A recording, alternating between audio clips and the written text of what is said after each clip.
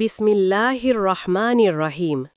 মক্কা এটি শুধু একটি শহরের নাম নয়, এটি সেই ভূমি যাকে আল্লাহ পৃথিবীর প্রথম ঘর বানিয়েছেন, যেখানে দাঁড়িয়ে আছে কাবা শরীফ, যার দিকে মুখ করে সারা বিশ্বের কোটি কোটি মুমিন নামাজ পড়ে। মক্কা হল তাওহিদের কেন্দ্র, রহমতের শহর আর নবী মোহাম্মদ সাল্লাল্লাহু সাল্লামের জন্মভূমি। হে মুমিন, ভাবো তো, এই মক্কাতেই নবী সাল্লাল্লাহ প্রথম শ্বাস নিয়েছেন, এই মক্কাতেই তিনি বড় হয়েছেন, এই মক্কাতেই ওহির প্রথম আলো নেমেছিল হীরার গুহায়। আল্লাহ বলেন, নিশ্চয়ই মানুষের জন্য প্রথম ঘর স্থাপন করা হয়েছে মক্কার বক্কায়।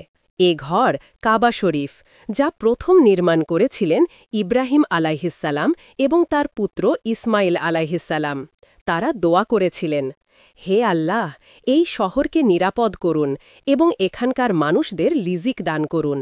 মক্কা হল সেই শহর যেখানে ফিরে যাওয়ার জন্য রাসূল সাল্লাল্লাহের হৃদয় সবসময় ব্যাকুল থাকত। হিজরাত করার সময় তিনি পেছনে তাকিয়ে কেঁদে বলেছিলেন, হে মক্কা, তুমি আমার কাছে সবচেয়ে প্রিয় ভূমি।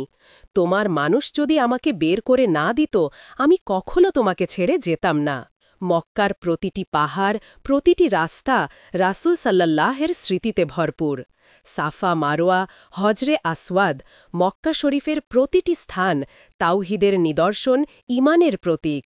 মক্কা হল এমন শহর যেখানে প্রত্যেক দোয়া কবুল হওয়ার আশা থাকে, যেখানে মাথা নিচু করে হাঁটলে হৃদয় নরম হয়, যেখানে তাকলুফ নেই, আছে শুধু আল্লাহর নূর।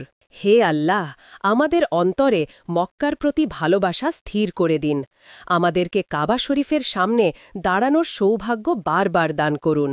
কাবাকে দেখে চোখ ভিজে ওঠা, দোয়া মঞ্জুর হওয়ার সময়গুলো আমাদের জীবনে লিখে দিন। আমিন। প্রিয় দর্শকবৃন্দ, এমন আরও ঈমান জাগানো ইসলামিক ভিডিও পেতে চ্যানেলটি সাবস্ক্রাইব করুন।